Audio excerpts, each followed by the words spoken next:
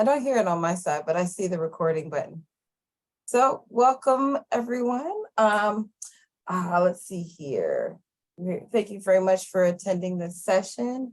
We are here for the presentation on HopePunk and the Neuropolitics of Writing, Subverting, Neuronormalizing Composition by Dr. Sara Acevedo, Dr. Rua M. Williams, Dr. Hailee Yoshizaki-Gibbons. My eyes work today. All right. Thank you very much. When they speak, they will present their pronouns and provide a brief kind of description of what they look like. Please feel free to tweet and share the happenings of the summit. The hashtags are in the chat, but they're also hashtag including disability, hashtag 2023 Disability Summit, hashtag HopePunk. Pursuant to Maryland law, we are providing verbal and visual notification of recording. If you continue to participate, your consent to the recording is implied. There are also American Sign Language interpreters here, and video will be displayed during the entire session. Attendees can pin videos or remove interpreters from the screen as desired. That is up to you. For a better viewing experience, we recommend you use a desktop device versus a mobile app. And the cart service can be enabled by selecting closed captioning feature that's located at the bottom bar within the Zoom webinar to enable the live caption within Zoom or on your device by selecting the link in the chat. Please post all your questions to the chat. We will select a representative sample of questions for the presenters to answer at the end to conserve time. And now I would like to hand it over. Take it away. Thank you so much for that introduction. My name is Sara Maria Acevedo. I was born and raised in Colombia, South America. I'm going to introduce Coco first. This is Coco. He's a standard black standard poodle, and he is my service dog. So I just wanted to introduce him because sometimes he does exactly this. He jumps on my lap. So, okay, for now, I'm going to remove him because he's pretty heavy. Thank you. Okay, so I was saying that I was born and raised in Colombia, so I identify as mestiza. I have very pale skin and actually very curly hair, but today I have it straightened out in a bob kind of style, and it's light brown, and is a little below my ears, I would say. I'm wearing red cat style, cat kind of like trim glasses, and black, no, this is not black. It's like a bluish, kind of grayish little, I don't know, what's this called, Rua? I'm not entirely. I said like a Crafton. Yeah, yeah, and it's in the form of a cat. So one side is the upper body and the other side is the lower body, and a white button-down shirt.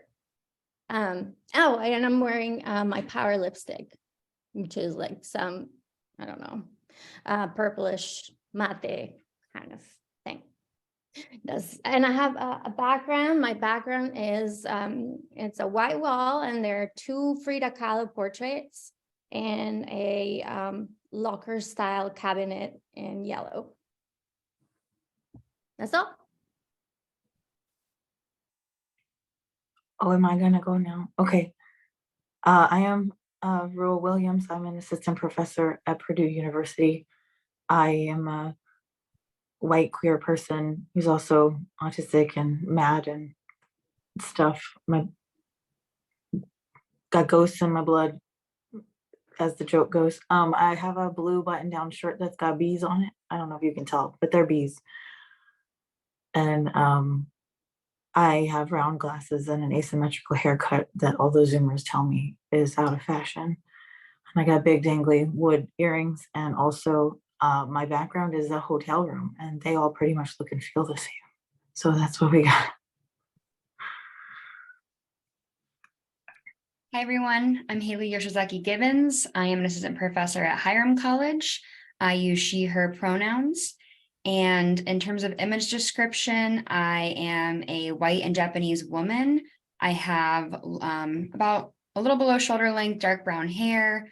I'm wearing black glasses, my power lipstick, which is like a magenta. And I swear that Rue and I didn't plan this, but I'm wearing a green blouse that also has bees on it. Sweet. So, you know, we're already vibing. I'm into it. And I think that's about it for my description. Oh, I forgot to describe my background. Sorry. I am in my office, which has a light blue background, and my pride and joy, which is this bookshelf that also doubles as wall decoration. Sorry, this is Sara again. I guess I forgot a large part of my introduction. I identify as autistic. I am autistic, and I live with chronic illness.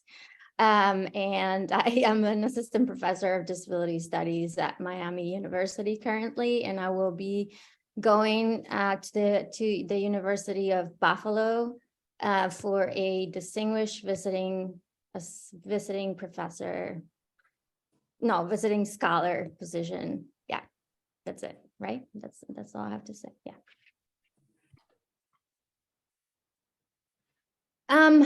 All right, everyone. So I am I keep getting this thing, and it's kind of distracting. This admit people into the session. Is there a way that that doesn't show up for me? Unfortunately, because you're a co-host, it'll keep showing up, but we'll try to take care of it. So don't worry about it.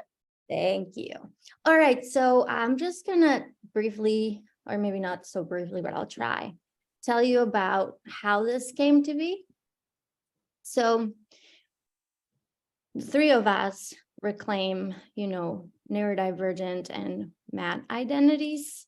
Some of us mad identities, but all of us neurodivergent identities.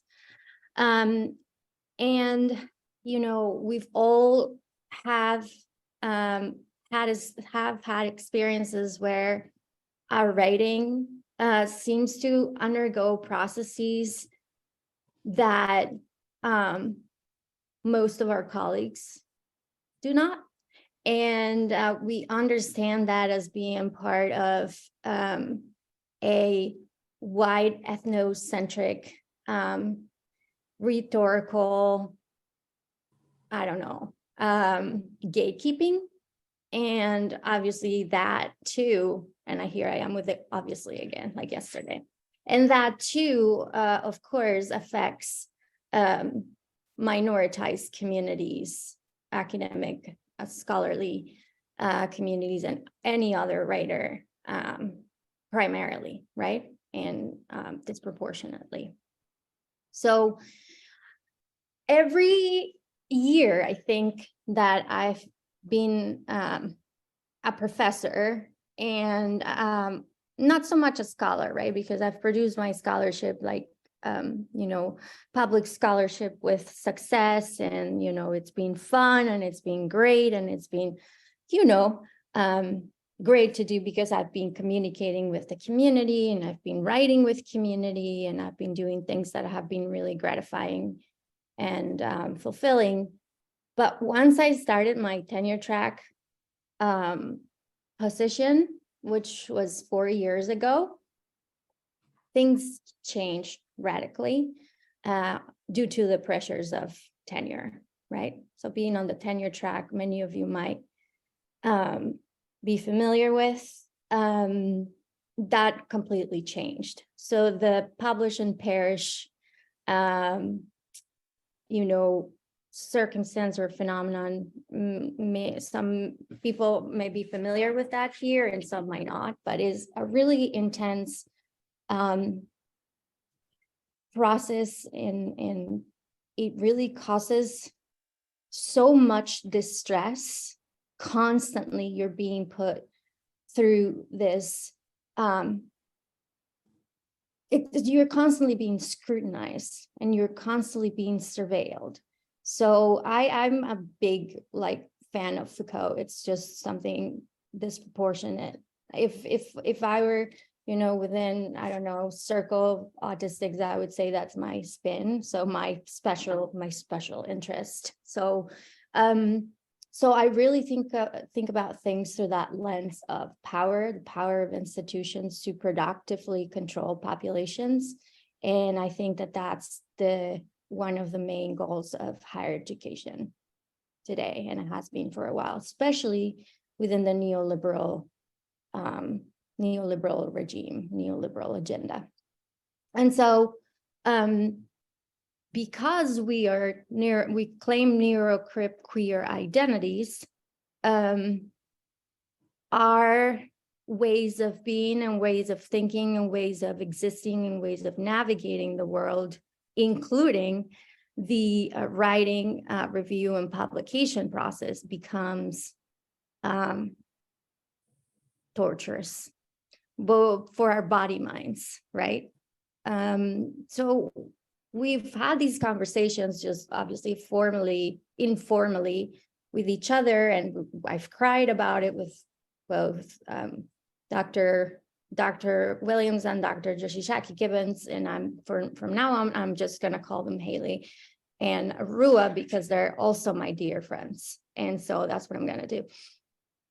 And I've cried and I've shared horrendous reviews that go from incoherent to unprofessional to jargony and that the thing for me is the added layer of English as my second language, right? So Spanish, I've known English for a long time, right? And academic English for a long time. But Spanish is still in the back of my mind, obviously, right? I speak Spanish every day with my family still in Colombia. And most of the day, of course, my language is English, right? With my colleagues is English, with permanently English. With my dog is English, who was trained in English, right? So obviously I have this my sentences are what people call verbose, right? Because Spanish is not a short sentence like English. It's like the syntax is not, short and sweet. Is actually pompous and wordy and also sweet. So that's part of also a racialized, part of my racialized experience in academia. So we also explored the intersectionality of the whole experience through the lens of disability justice, not only principles, but action-oriented praxis, which is what we're trying to do here with you and in the collective ethnography that we are doing right now, or that we're already writing. So we've had these conversations, we've cried, we've felt ill, we've thought about academia not being for us, we've thought about so many of these things. So one day I just said to Rua, well, why don't we write about this, right? Because these are things that are not, many people aren't thinking about these things. Yes, everybody complains about reviewer too. Yes, we know it. Yes, we have it. Yes, it's a cultural phenomenon. Yes, it's like part of our popular culture in academia. There's Facebook pages about it, and they're funny, and yeah, but are we thinking about racialized and gendered identities and disability or disabling processes too? I rarely see that being part of the conversation. So I said to Rua, why don't we write about this? And Rua said, yeah, let's do it. And then I said, Hailee, why don't we write about this? And so this is how this came to be. In a nutshell, that I was not concise at all. I tried. All right, so let's go to the next slide. So I started, okay, I'm going to tell them about the background and motivation. And then I'm going to start and tell them about the development of the project. And then I was like, okay, so here I am reproducing linearity precisely in a paper or presentation that we want to totally disrupt and subvert that. So then what happened was that I just actively and consciously subverted that. So I wrote it anyway, right? And so I'm going to pause there and we're going to go back to that. So I reproduced it here, right? And so I tell the reader or the audience, you right now, that this project, the goal of this project has been to document our experiences, right? And the effects or the results that has had on, that ethnocentric, white-centric, cis-centric, heteronormative, homonational, academic publishing conventions on non-normative thinkers, not only neurodivergent people, but, people who just do not conform to the archetypes of, the global north, which is also another story that Rue and I were discussing, the global north, global south being not really a useful or fruitful binary as any other binary. But anyway, that for another time. So really this white-centric emphasis and is especially on Anglo-American imperialist writing, right? And rhetorical standards that further marginalizes and exclude neurodivergent scholars from this globalized knowledge production.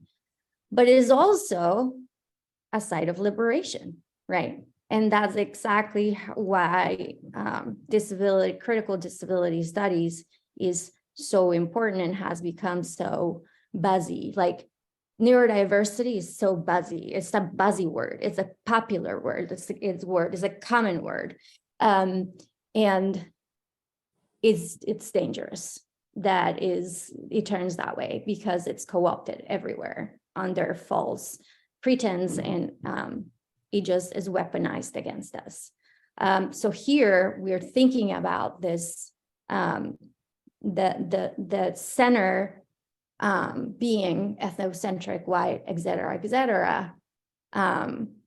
the academy with, its writing conventions, and the periphery as our site of liberation. So we'll talk a little bit more about that in a little bit.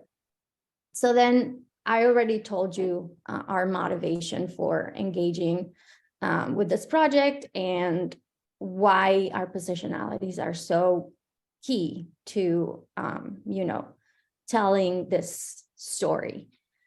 And so this negative experiences with academic communication are, again, a site of liberation. And we're going to discuss that through the through Mitchell and Snyder's idea of peripheral embodiment.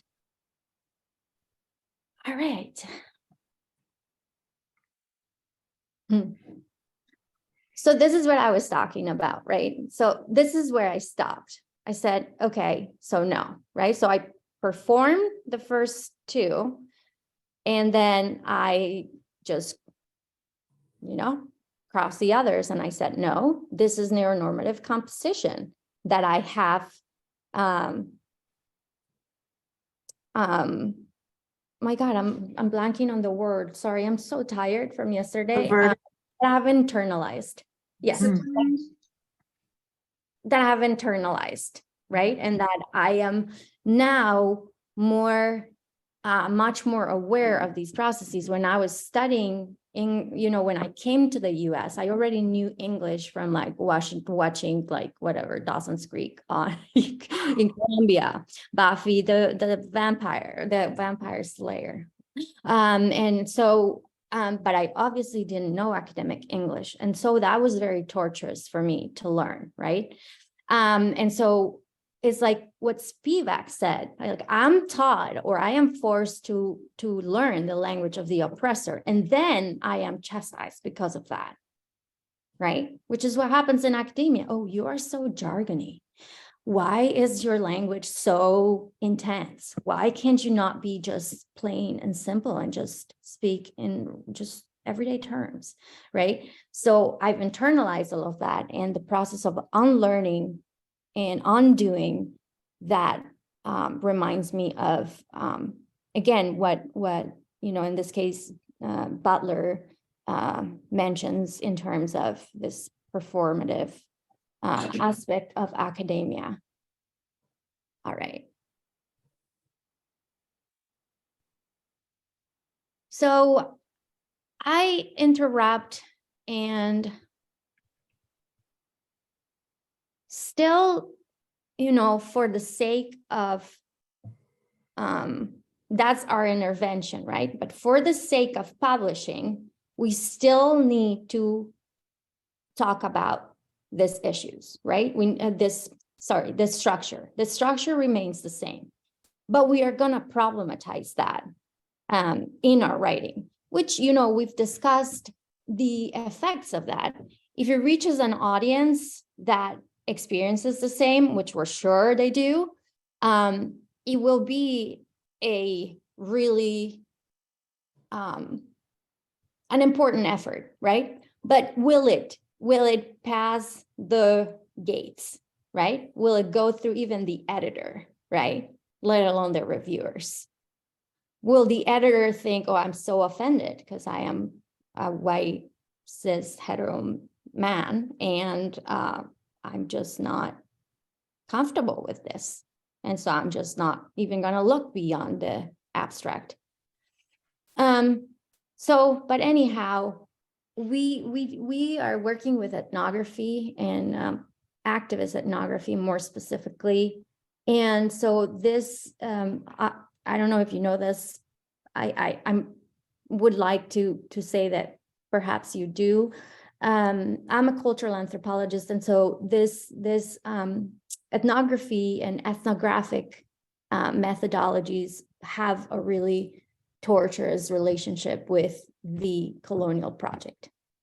Pretty directly engaged in producing and reproducing colonialism. Feminist anthropologists reclaim ethnography and ethnographic methodologies as a practice of liberation in solidarity and following the leadership of communities of practice. And so they are aligned with, anti-colonial, anti-racist, anti-capitalist intentions, intentions of researchers that just parachute into communities and leave just extracting versus, giving and establishing a reciprocal relationship. And we align with, disabled knowledge producers and holders and broader struggles centering disability justice. And so these principles of feminist anthropology align very closely with disability justice principles as well. And so what we introduce here is this claim of authorial expertise, ours, and agency over all aspects that pertain to one's lived experience. And that includes neurodivergent scholars, neurodivergent and math scholars at the intersection, right, of other marginalized identities. And we've drawn from poverty studies and it's their discourse analysis, and the discourse analysis emerging from quote unquote third world scholars as they've identified themselves in certain literature, and to understand how the socioeconomic dynamics and forces and cultural practices foreground this cognitive and epistemic injustice, and how this reveals affinity between the written experiences of gender and race global South scholars and those of self-identified neurodivergent scholars, most of whom have been writing here, where we are in this occupied lands of the Shawnee and the Miami tribe of Oklahoma. Hence the name of the university, Miami University. So poverty studies gives us a look into the same ideas that we've been working with in terms of neurodivergent writing and hence the neuropolitics of writing. And so again, this ethnocentric, primarily Anglo-American cultural values, symbols, and kinship systems, and the same epistemic standards that dominate the global production of knowledge.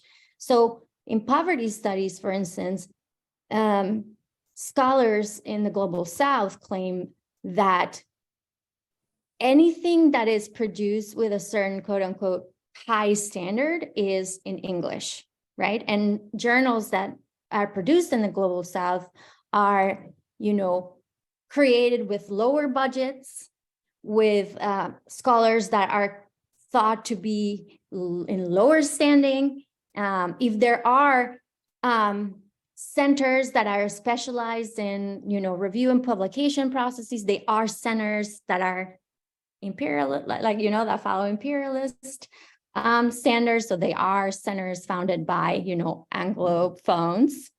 And it's important for us to think about those ideas through the lens of neurodiversity. And I'll tell you more later.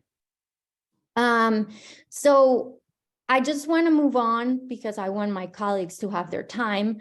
But the idea that within academic communicative systems, like various, but specifically for us here, writing and publication and the standards and norms and rules and conventions, they're currently really deeply implicated in the global economy of knowledge production. And we are outside, right? That is the center. We are in the periphery. But in the periphery is that we are creating liberated experiences.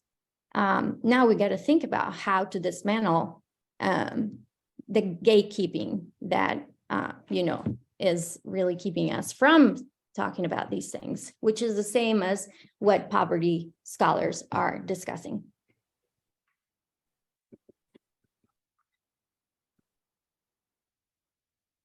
Hi, everyone. This is Hailee.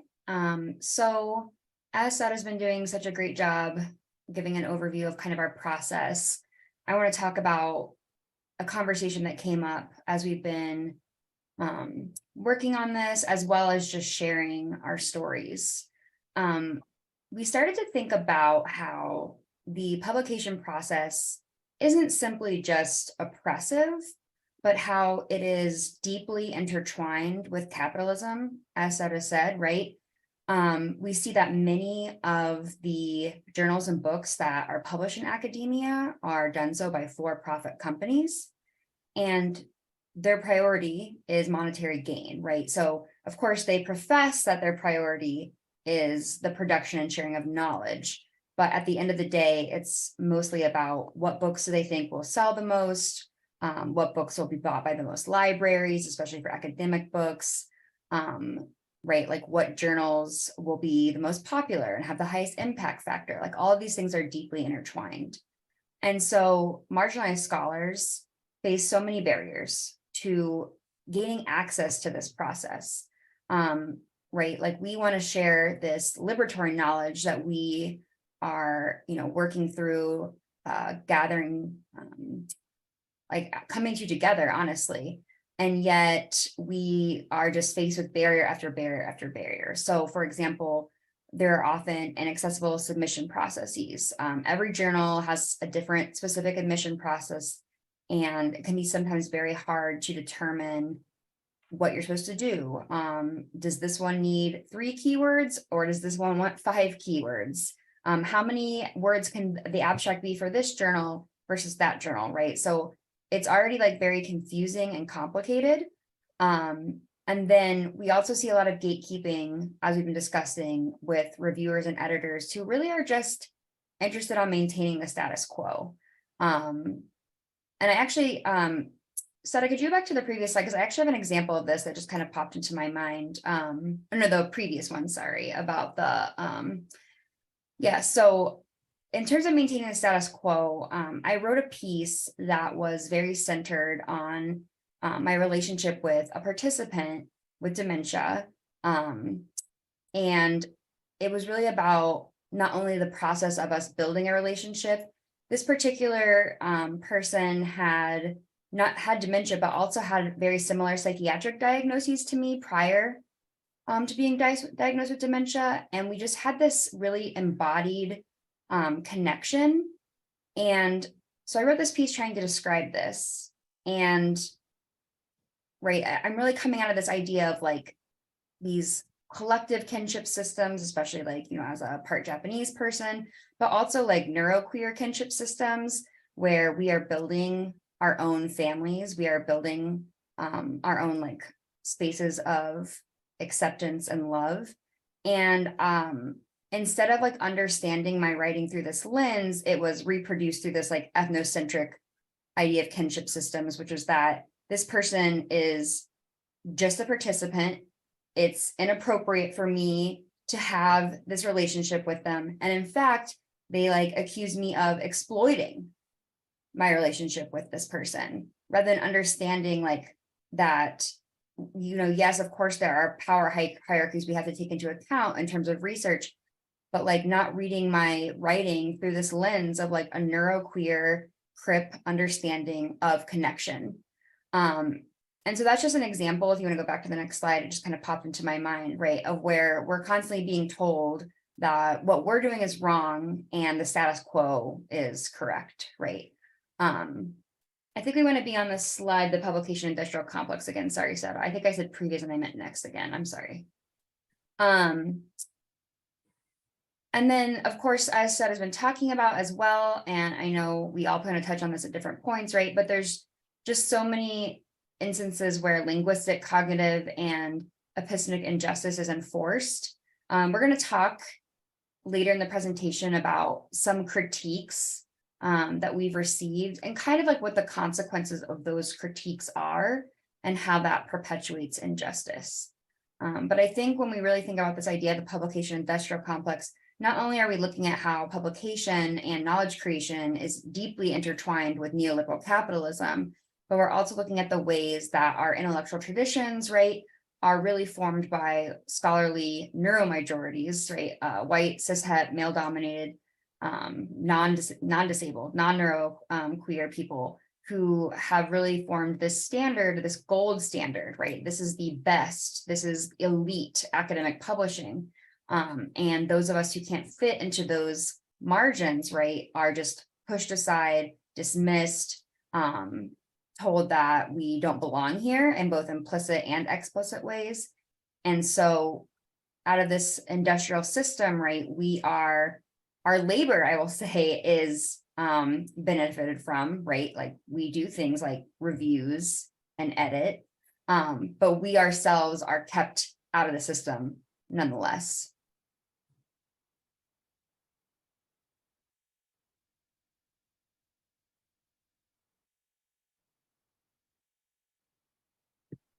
Sorry, I was trying to find the unmute.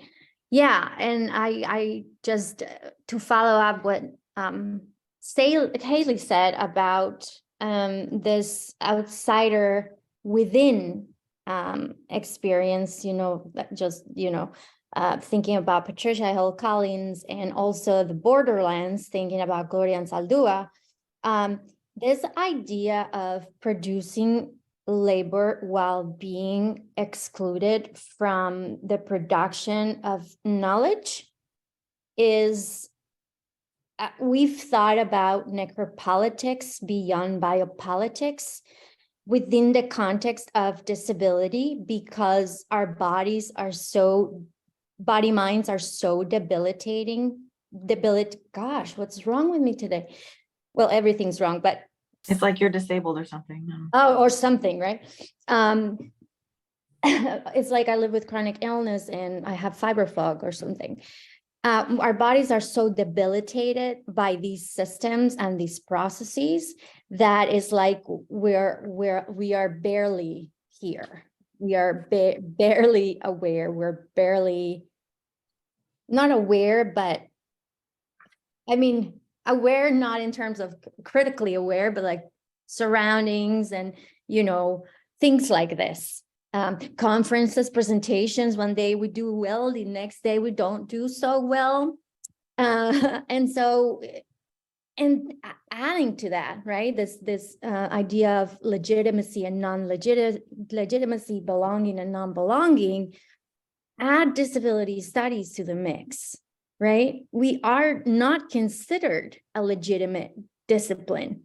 So aside from the critiques that we get about our rhetorics, our writing, our expression, our topics, reviewers do not understand our field unless they are disability studies scholars. But we cannot publish in disability studies journals because they don't play the impact factor game. We don't play it, right? And it is very consciously political that we do not play this game.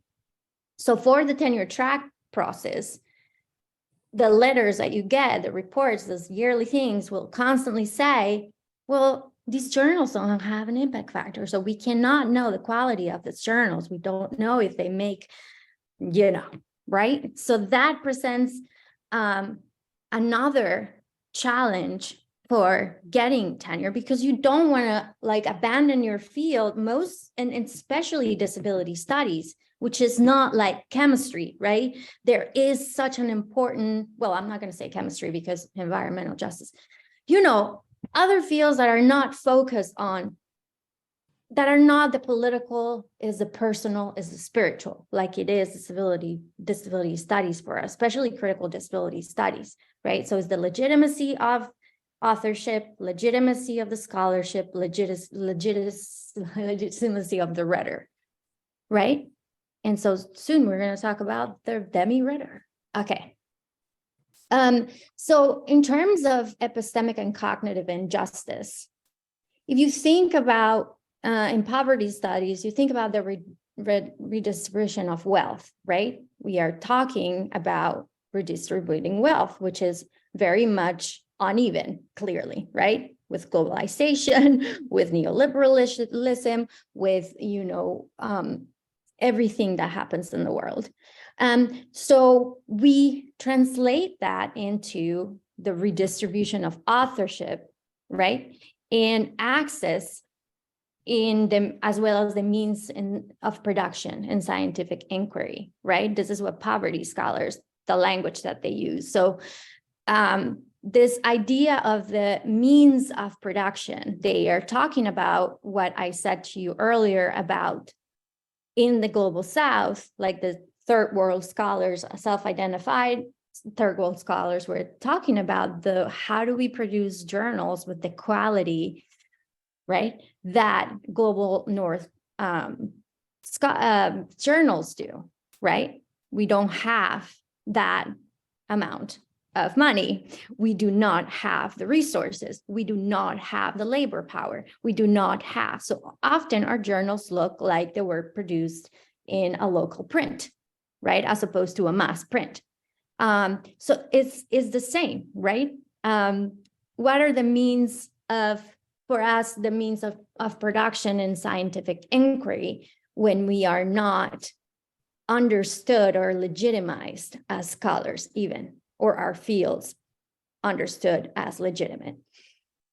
And so then thinking in terms of changes in standards and norms concerning who, how, where, what determines legitimacy and scientific validity of knowledge. And when I'm talking about scientific, I'm just talking about scholarly. I am just mirroring the language of poverty studies here. And so what we, all of us believe, we don't really believe, I'm going to speak for myself, but beyond including, I'm very, I'm not a fan of inclusion, just because I think inclusion is just a Band-Aid over, it's a distraction from deeply ingrained structural injustices, and is, in my opinion, a neoliberal tactic that actually enables necropolitics.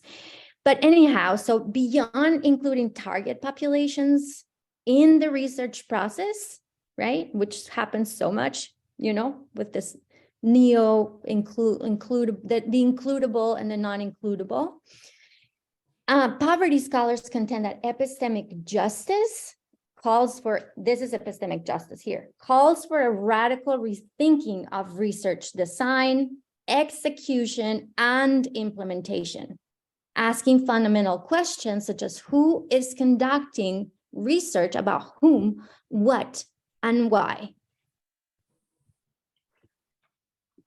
How much time do we have? Because I want Rua to do their thing. I think I might have 5 minutes if we want Q&A. Oh, no, okay. What we really need to do is redistribute the amount of time that people are given when they have a difficulty retrieving words from their random access memory. It's a joke. You should be allowed to have more time because it takes you longer to make words. Oh yeah, it takes me so much. Okay, let's go to Rua, because this is really important. So, Hailee had brought up this paper that she had been writing with someone. It was really about a felt sense of kinship, right? And I think that we're talking around neuroqueer rhetorical forms, but we're going to actually describe them now. And one of the things about them is that they are often a felt presence. They're an embodied and synesthetic registered affect. And so as a neuroqueer person, the rhetorical form that will resonate with your body. You get the vibes, okay? And so these unfit rhetorical forms are subject to discipline and punishment in the classroom, in conferences, in editorial offices, etc. And I actually think that this ties to a little bit of what our keynote speaker yesterday, Liz Jackson, had mentioned about disability affect, and that there is a charge, a power in the words, in the writing of neurodivergent, mad, and oppressed people, and that I think that some of this discipline is actually about suppressing revolution. And that some of this discipline is actually about stripping affect out of writing to remove a galvanized kind of public politic. You can next now. So just some brief examples of the forms. These are things that people have said in reviews to all of us. There's something about abrupt transitions, or unclear or non-linear threads of arguments, and overuse of the parenthetical m-ellipses nested kinds of arguments and thoughts. We can get accused of shallowness or oversimplification when it's really just that there are many, many concepts that we're bringing together, repetitiveness, meandering, etc. What's very, very funny about some of this is that the reviews which say these things often don't have clear actionable guidelines for what to do about it.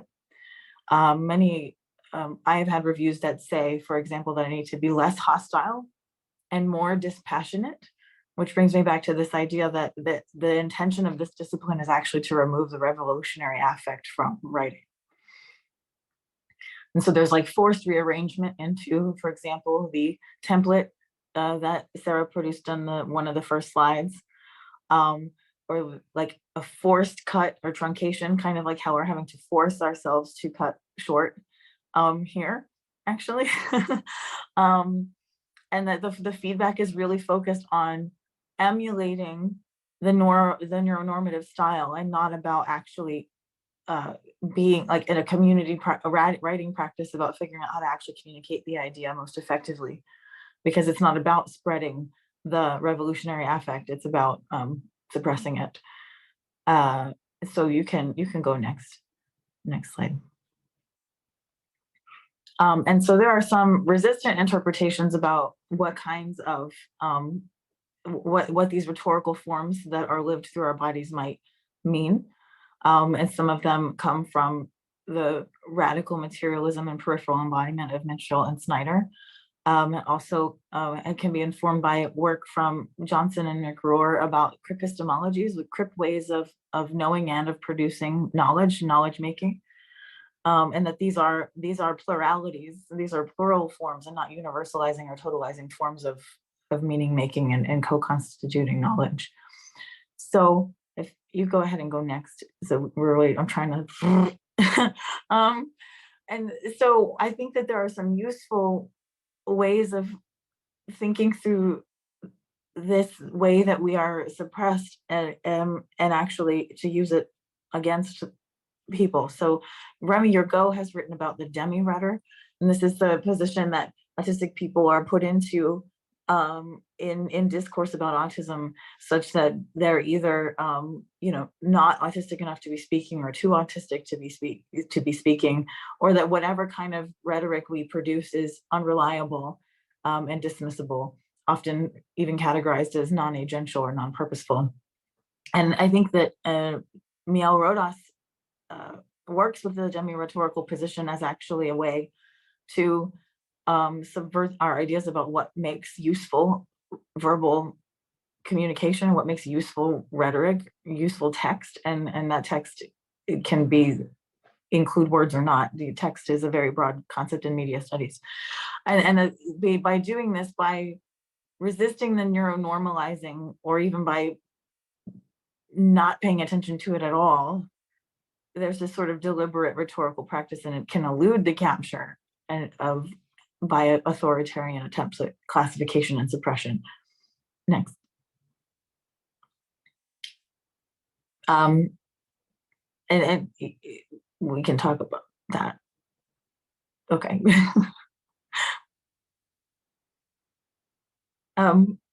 So while some questions roll in, I will try to briefly summarize the points about access that are at the end of the slides here. But really what it is here's a great example. I'm at a huge conference right now. It's called CHI, it's Computer Human Interaction Conference, and it is massive. It is really important in my field, and if I'm not here, then I get in trouble and maybe lose my job.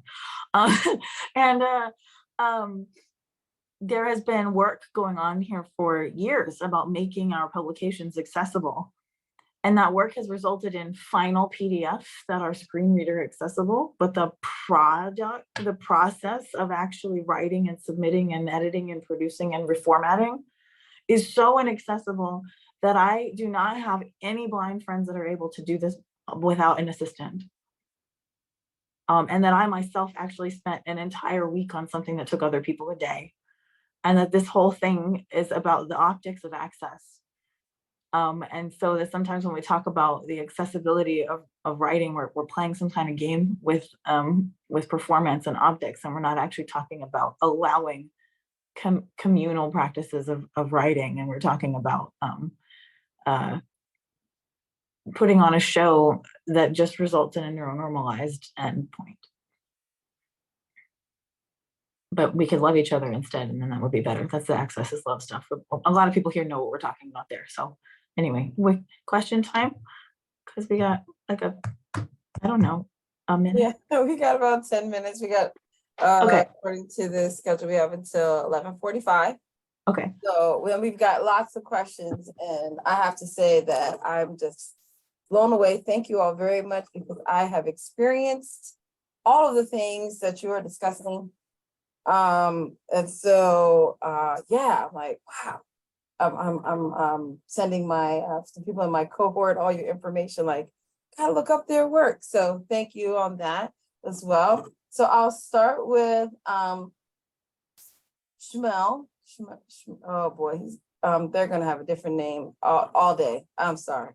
They ask, you speak about negative effects of ethnocentric academic publishing, and what about the effects of egocentric and antisocial impacts in academic publishing? I am going to say that I'm going to shut up the entire question Q&A for Rua. Yeah, I took too much space. I can't do the time thing, autistic thing, that perception. I can't.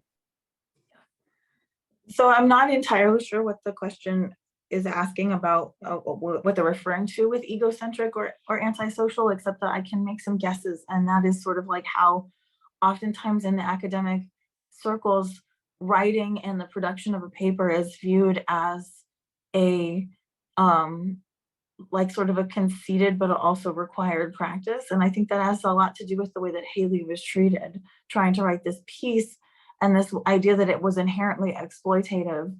And oftentimes, actually, we will get told that we're just writing for our careers, and there's a lot of difficulty in understanding that we're actually writing for our souls, and that we would be writing this even if we didn't have a job. And in fact, mad and disabled people are writing all the time, even when they don't have a job, even when they don't have a keyboard.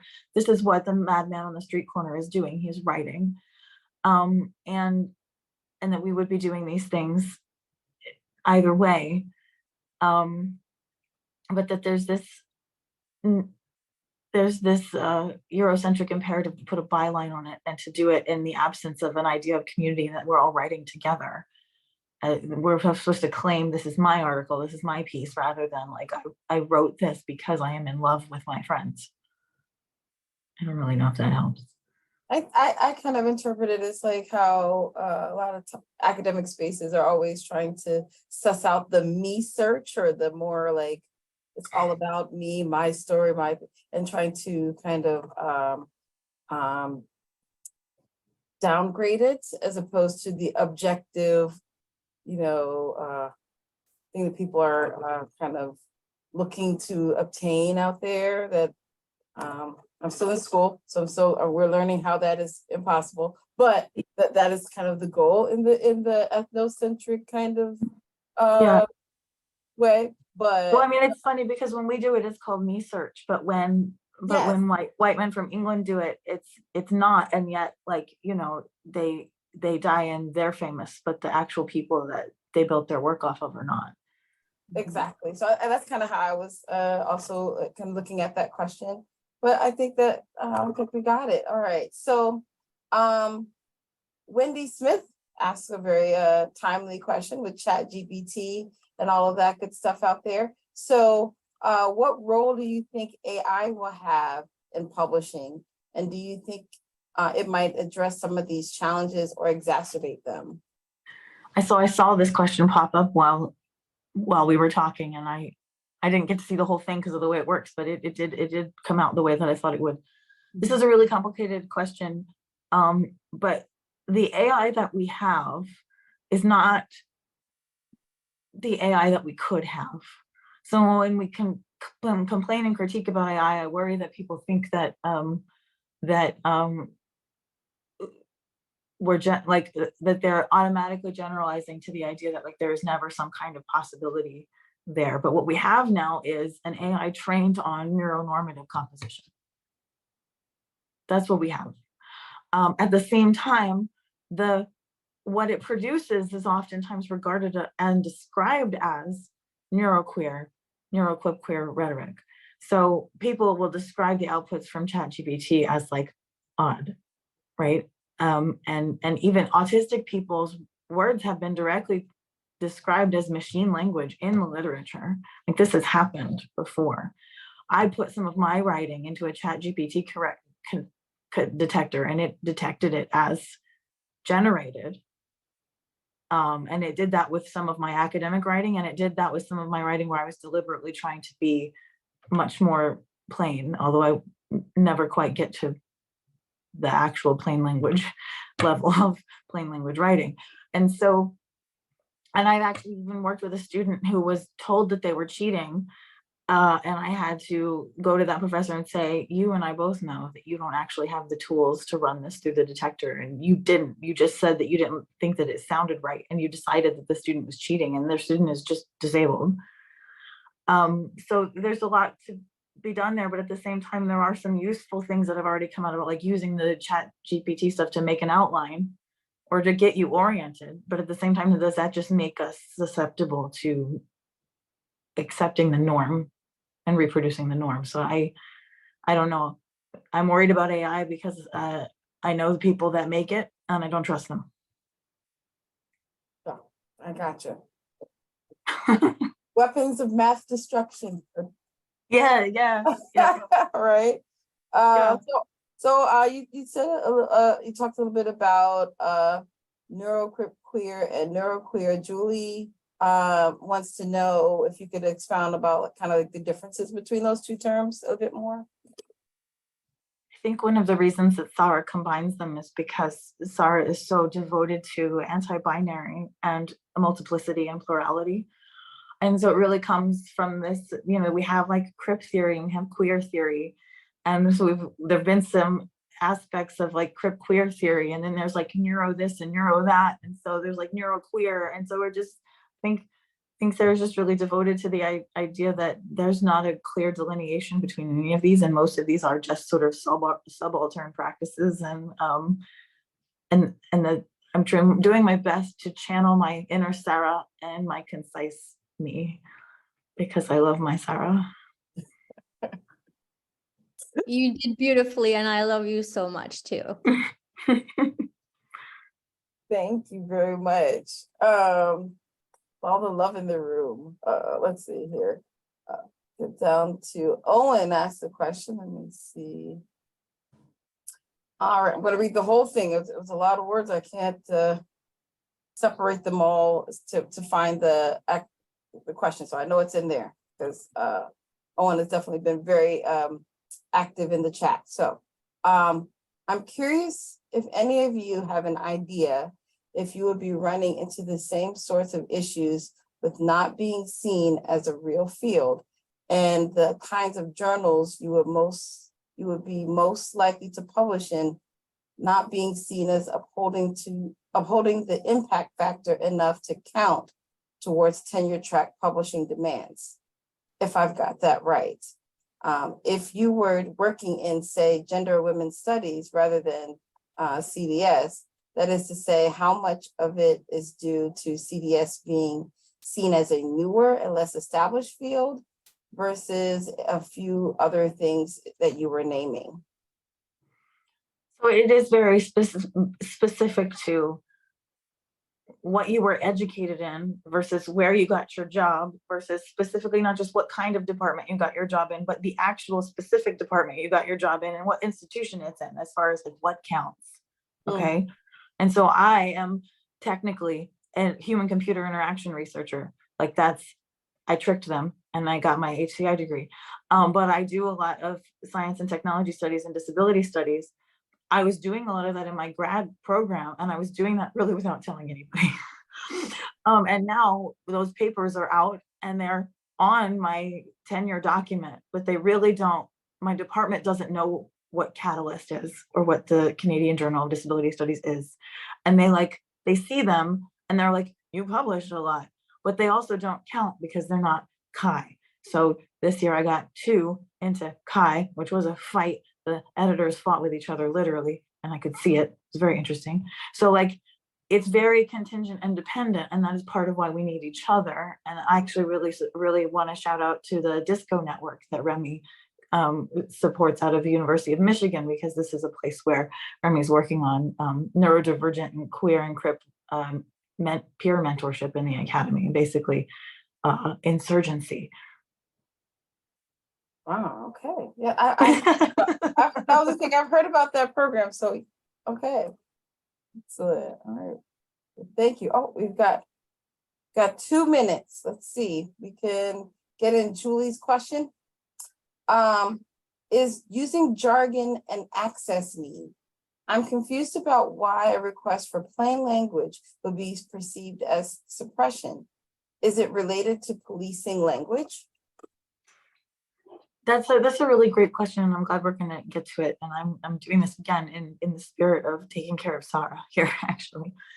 So it's difficult because we've mentioned that when we're writing for our souls and we're writing for our communities, but because we're writing from within the academy, the way that we are allowed to write is not always the way that actually does anything material for the people that we meant to be writing for. So we fight for that and about that all the time. I think that there's, again, a plurality of solutions to this. And even one of the things that I try to do is write in multiple modes in multiple places. But that in particular for certain people, that when you have a disabled person who's multiply marginalized, like Sara is, who's multilingual, actually not just bilingual, Sara is multilingual. and that I've heard Sara say that her brain was colonized by academic language. And so you've seen her, watched her struggle to make words. And then she's criticized for how inaccessible that language is. At the same time that reviewers are saying that it's too much of this or too much of that, is overwhelming. And the truth is that I believe that we actually can work together to understand each other. But the Academy doesn't like us to do that because it's like doing your homework together, right? And so I think that we're definitely not saying that plain language is suppression. Not at all. I think the neuronormative rhetorical forms and structures are suppression, but that plain language is something that we all need to work together as a community practice, but that doesn't mean that because we're disabled, we don't also get to have access to Foucault. And I know you can explain Foucault's ideas in plain language, but I mean like that actual mode of writing, that register of writing, that poetic, polemic writing, we are allowed to do it too. I'll just quickly say that's beautiful, Rua. I'll just quickly say that question did struck a chord within me. I'll just say, just because it's been a huge struggle for me, just because I cannot do plain language. My brain is very abstract and it's constantly a struggle. And I would love to hear what Hailee has to say about that. And I was going to say, I think this is where like access as love comes in, right? Like, how do we work together, like Rua said, to help each other, right? Communicate in different ways, to take communication and play with it, right? And have like integrate different writing styles. I also want to add that the jargon piece to me is another form of gatekeeping, right? Like this idea that I was automatically like exploiting the people with dementia who I had relationships with. A lot of times this jargon is kind of accusatory of us trying to fit into the Academy or trying to like coin something rather than seen as like something that is embodied and meaningful for us. So like, just as an example, I was talking about something I call demented time, which is, interrelated with crip and queer time. And I was heavily policed for using that word. And I was told that, I was told that like, I just couldn't use that word because people with dementia rejected it, to which I responded like, well, I'm not applying it to people, I'm applying it to time, and demented has a broader meaning behind dementia.